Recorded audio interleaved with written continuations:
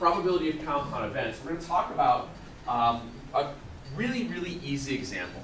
And then we'll go into all the different definitions of things. The probability of a compound event would be something like this. The probability of, in a deck of cards, getting a queen or a heart.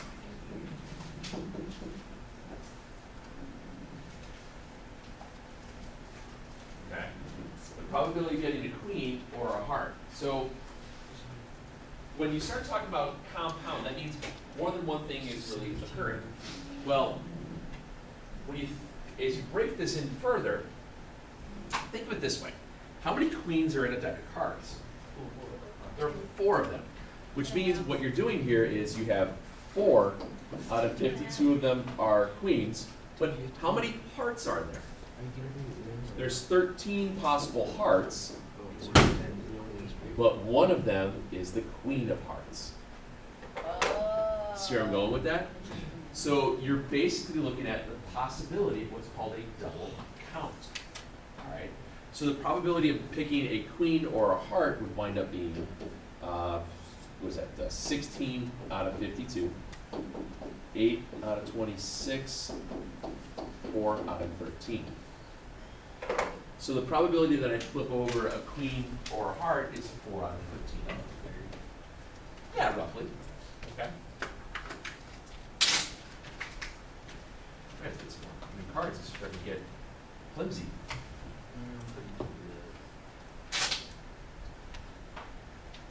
All right, ready? Queen or a heart? No. Both.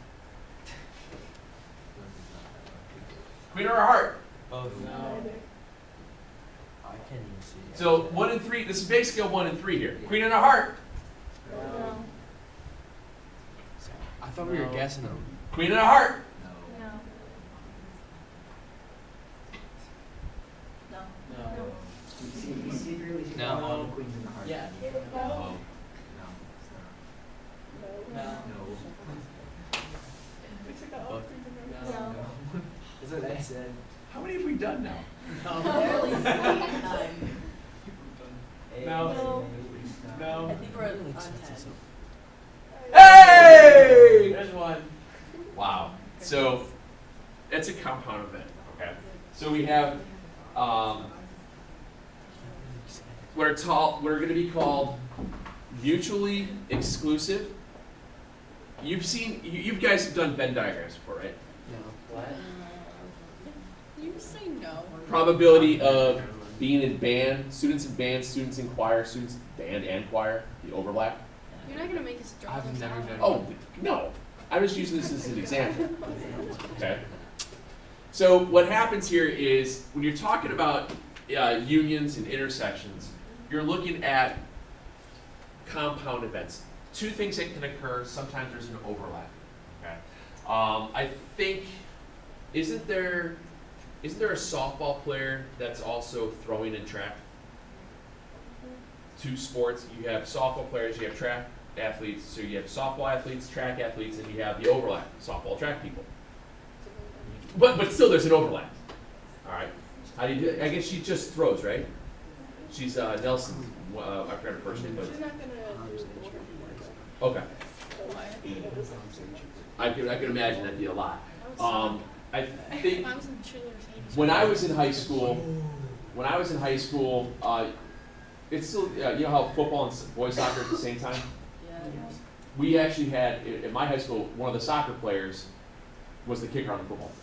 My friend Connor was on the golf team and he was the kicker. Connor Hoyle. Yeah. There's a lot. You can do a little bit of overlap here and there and things like that. So that's kind of the idea. But a lot of times you use it in terms of cards.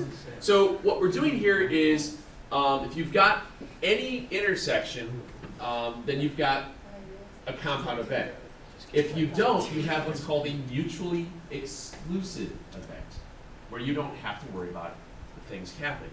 The difference here is we get with think of this as band, choir, in both.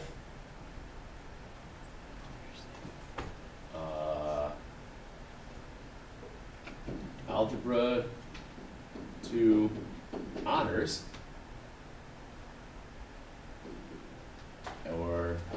pre-calc. Is anybody in honors also in pre-calc at the same time? Surprise. I could do it. No. They're mutually exclusive. It's kind of a dumb example, but that's kind of what that means. There are two events that have no overlap. All right? Two events without overlap will be mutually exclusive. You can do that, yes. You can do pre-calc. You can be pre-calculated. That and stats can be. They can have that intersection between the two. Technically, you can be in geometry and algebra 2 at the same time as well, because they're not prerequisite.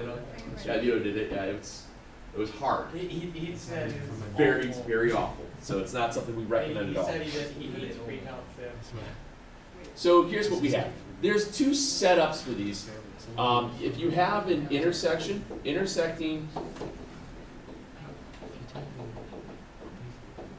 events, the probability of A or B occurring is always the probability of event A plus the probability of event B, subtracting the overlap of the probability of A and B. Go back to the idea of the probability of a queen or a heart.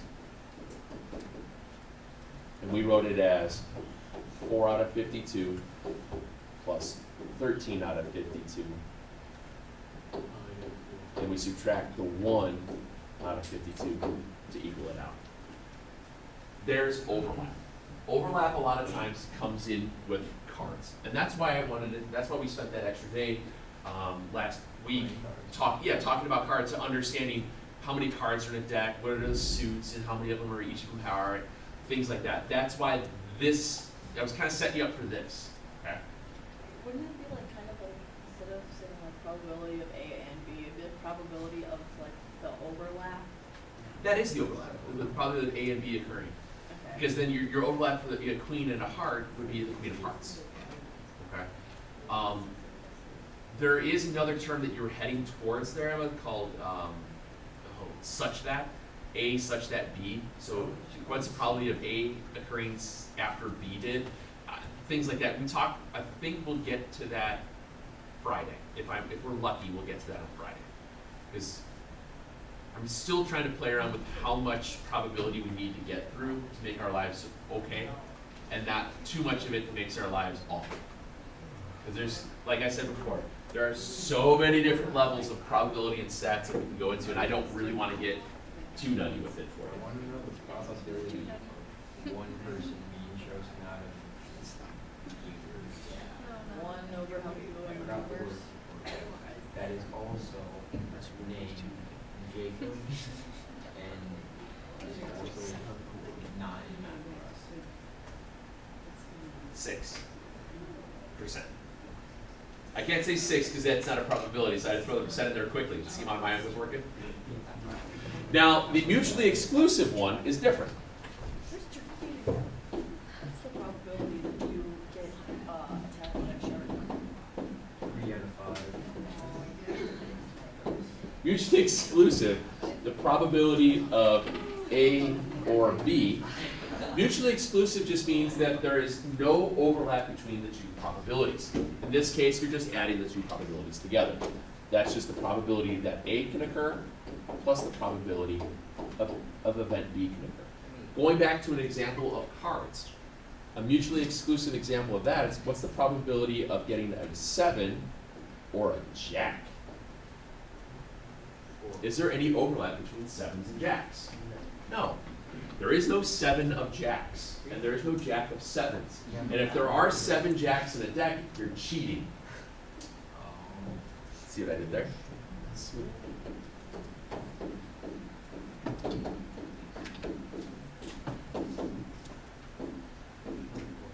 And then you simplify from there.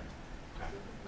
So what happens is, you just, for most of these style problems, when we're talking about compounded events, we're looking at making sure that we read it and just think for a minute about overlap. Is there an overlap occurring? Because a lot of these things, you're going to see the word "or" with them. There's no that and or switch where you multiply and add.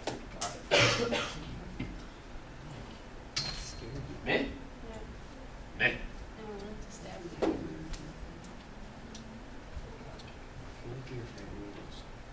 No. Oh. Played. I haven't played. It's like your average over par. I haven't played. I've hit a bucket of balls this year. That's all I've done so far. I haven't gone out. So random card is selected from standard deck 52. What's probably an ace or a face card? Are there any aces that are face cards? I mean, sure. No. So this is a mutually exclusive event. How many aces are there? 4. How many face cards are there? 16. Ooh, careful. Face cards are jack, queens, and kings, which means there are 12. Oh, 16 was 4. Yeah. You got the right answer. And then simplify that out, and that gives you your answer. 4. Not bad. Yeah. Is it? I'm pretty sure. Yeah, it's Excuse me. Yeah, because this is 1/13. That's 3/13. From there. A card is randomly selected from a standard deck of 52. What's the probability the card is a heart or a face card? How many hearts are there? 2? Do they beat as 1? 2 are beat as 1. Sorry. There are 13 hearts. How many face cards are there? 12. Very good. Of those face cards, how many of them are hearts? 3. It's convenient when you have common denominators, isn't it? It's kind of nice. So what is this? 22 out of 52. 11 out of 26. So it's almost even money. There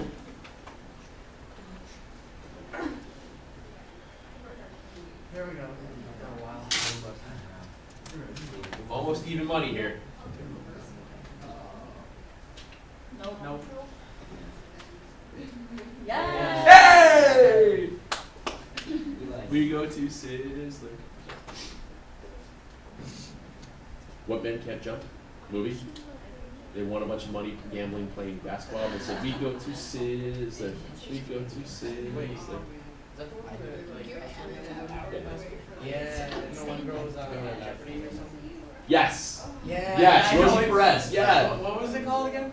White Men Can't Jump. It's the first 75% of that movie's great, and then the last 15%, last 25% of it's just so slow and boring. Yeah, I know. It's but fun. It's really good. Ah. I really like the actors too. Wesley Snipes, Woody Harrelson, and Rosie Perez. I love Woody Yeah. Harrelson. Woody Harrelson's so funny. Now, let's think about this for a You did second. the whole eyebrow thing. Now, the probability of A or B occurring, because remember, this is what we're looking at, the probability of A or B equals the probability of A plus the probability of B minus the probability of A and B. She's giving you the equation you have to just like. Right. Oh, okay. So you're going to be given parts to try to figure out the missing piece. Okay. So the probability of A or B is you have an 80% that something's going to occur. Well, So means it's 1. 0.7 of this plus 0.2 of this, which means what you have to subtract. 1.1. But honestly, the A and B is kind of confusing because that makes me feel like it's A plus B again. Oh, I see what you're saying, because you're used to saying 8. When you say the word and, you're thinking you're adding. Yeah, because that's why I said like A such that B like makes more sense. Because it's like And it's that's like the amount of times a they totally overlap. different thing. Really? It's a totally different thing. The probability that A occurs such that B had already occurred, or I thought that's what it was. That's it's a different way. It's a different setup. It's a little bit more complicated than just this is we're talking scratching the surface of Like, probability yeah. stuff. We're not even. I mean, if you are starting to think of those lines, and I'll tell you this, and I've told you guys this before. Most majors now in college are gonna require you that you take a stats class. You will start basically with this stuff that we're doing, like the first 2-3 days of school, and then it just takes off. Yeah. Okay, then it just goes crazy. There's a lot of pretty interesting stuff. Yeah, it's a Um, variables you can add. It's the, you can do it in this certain order with all of these extra factors. Then you start to get into a little bit more complicated word styles. I mean, don't read or don't write all this out, but I want you to read this here. A company paid overtime wages or hired temp help during 9 months. Overtime wages were paid during 7 months, and temporary help was hired during 4 months. At the end of the year, an auditor examined the accounting records and randomly select 1 month to check the company's payroll. What's the probability that the auditor will select a month in which the company paid overtime wages and hired temporary help? Just look at the diagram. Where's the overlap? 2 out of how many months?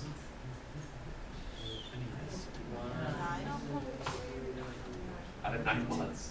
So what's your answer? 2 out of 9. So yes, a lot of times when you start getting this complicated word stuff, Look at the pictures. a lot of it is look at the picture. See what information you can get from it. Right? There's not that, it's not that we're getting horribly crazy with this stuff. All right? What's that? No, we will test on this stuff. Last one to talk about is complements. And we kind of briefly talked about this before. Remember when I said the probability of rolling a 3 versus the probability of not rolling a 3? Remember, probabilities always add up to equal 1. A complement, we say, is A prime. So the probability of rolling a 3 is 1 out of 6. The probability of not rolling a 3 would be 5 out of 6. And the reason that that works is you're looking at this is the opposite of the event occurring. It's just basically taking 1 because that's the probability that you did the event, you rolled the die, subtract the way that it occurred. Now, what's nice about doing working with complements, and you saw that with those combination problems. Sometimes it was easier to take the total possible events, subtract like 3 of them versus adding up 12. Same idea here. When we use when we start thinking about complements, you use them when the probability of events, like your counters, is high. Really easy example to use is when you roll 2 die. You roll dice. When you roll 2 dice, or 2 dice, which means you're rolling dice, just always sounds weird. Number cubes, actually. Number cubes, yes. But in this book, we actually call them 2 6-sided dice. Yeah. If you don't like that, there's the door. Put your mask on and walk away. If you have, when you start to break it down, you roll a die, how many possible outcomes are there? If you roll 2 die, how many possible outcomes are there? 36. Okay. 6 choices, 6 choices, 6 times 6. That's how that works. Now, when we start thinking about it, when you start looking at the compound of the event, the easy thing to do is, the first one is the probability of the sum not equal to 8. Well, the sum of 2 dice added together just means you're adding the values together.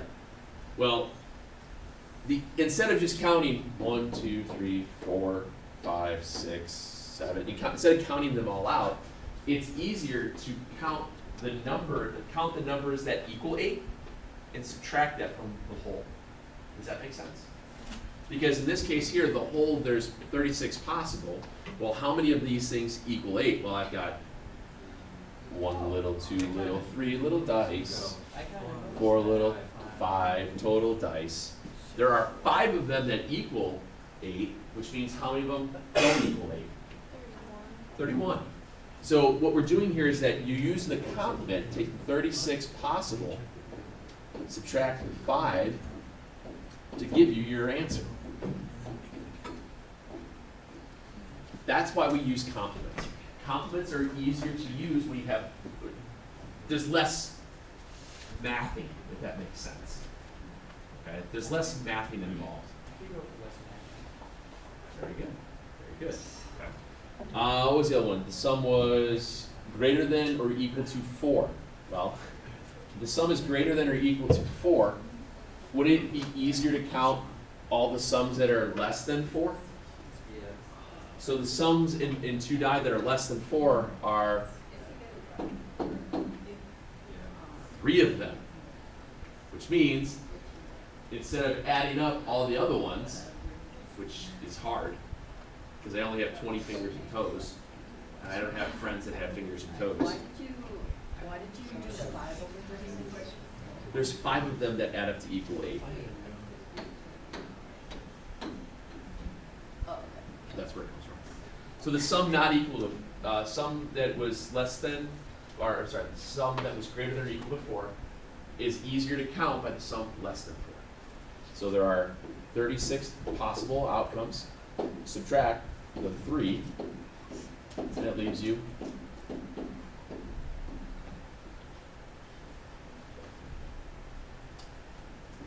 that's how that works. This is also where I've never played it before, but craps. This is all dice. It's all dice game. About 7s. I think 7s and 11s is what wins on craps. So 7s are the most common sum. 11s are one of the few common sums. I think if you get a 7, you can continue going. If you get an 11, I think you cash out. I don't know for sure. I've never played, but it's kind of what you're looking at. I don't know. And I believe Snake Eyes, which would be 1-1, not the movie Snake Eyes, that was terrible. You ever saw that one? It was just awful. That was Gary Sinise. No. Oh, I don't think he was in it, but Gone in 60 Seconds guy.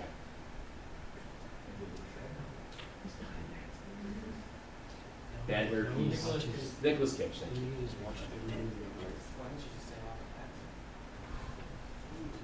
I said that too. He is a national treasure. I don't think this is the right box though.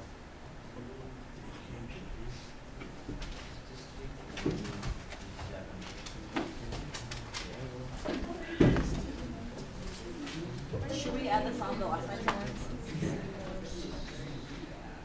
Now we're gonna stuck in my head. You know, at this point in time, I'm assigning it. I'm assuming you're doing it. I'll go over any questions of it, but you're responsible for it. So basically, you're saying you're not gonna check our homework for the rest of the year? Why? It doesn't affect us. It doesn't affect my grade anymore. Yeah, especially with the probability stuff. Got it. It's not exactly too difficult. I'm still gonna do So, it. Yeah, and that's the thing. I know you guys are still doing it. I'm not overly concerned about it. Hey, if maybe we'll do 41 as a class one of these days, but I don't know. This is 12.4, yeah. Yeah, 12.4. So this is A? No, it's A. You hoser. What was there? Why do you? You why need, do you just like your regrip. I need these. They're real bad. These are really. And like I think this is a really old club, so It's a nice club, seriously. it's nice. She held on to it for like the whole like 15 minutes. Honestly, it was kind of comforting, just like. To just like hold a golf club. Yeah, it was just like. I would feel so awkward. I'd be like, wait, how do I hold this? What do I do? I was holding it the whole time, I'm pretty sure, with my grip. Emma, I gotta compete your mini. Probably. Trash and putting. That's one thing I'm decent at. I'm pretty decent at putting. You'd probably be. Putting. I can't go. I putted well the other day. Every old person, like, they're insane. Like, Anybody who, like, literally just. no, everyone, like, all old people are good at putting, pretty much.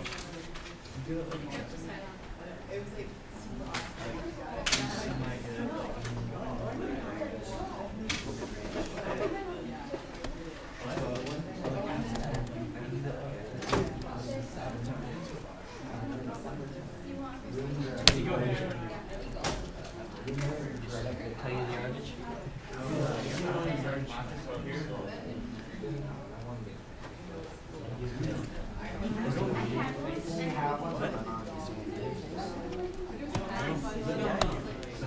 You said if.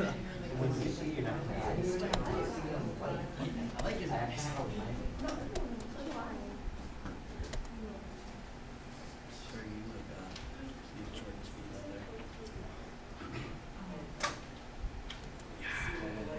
Today's the last in-class reading day, and I'm on page 55. I mean, you're how? What? You read like 3 pages a day. Oh my gosh. Okay, I well, think I I've read- missed, I've missed I a think I lot read of like schools. 40 pages today. Whenever we go outside, I read none because it's hard to read outside. How? How is everybody so far? I read 20 pages a day. I finished, and I even read the epilogue. There's no way you finished. Well, la-di-da, Yeah. Mr. Awesome. They lose. They lose against Carter.